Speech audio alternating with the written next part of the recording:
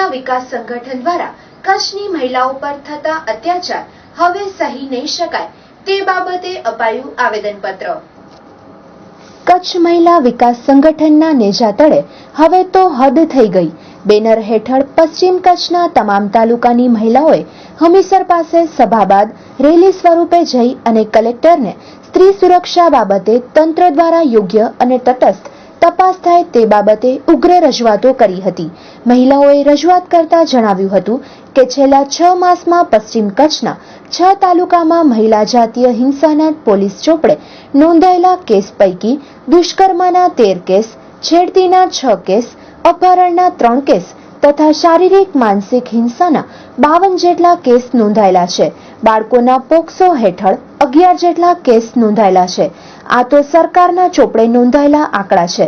હિંસા અને સતામણીના કેસ હોવાની સંભાવના છે અને કચ્છમાં બનતા આવા બનાવોએ કચ્છની સંસ્કૃતિ નથી અને ગંભીર બાબત છે।